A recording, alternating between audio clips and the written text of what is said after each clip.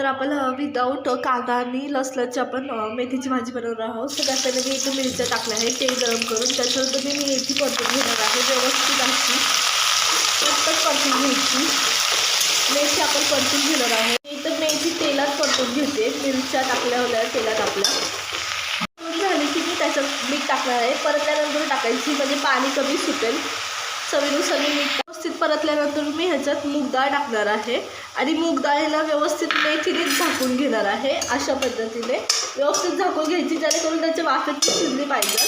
आणि लगेच आपण शेंगदाण्याचं कूट वरतून टाकणार आहे आणि त्यानंतरून लगेच आपण झाकण ठेवून शिजवून घेणार आहोत.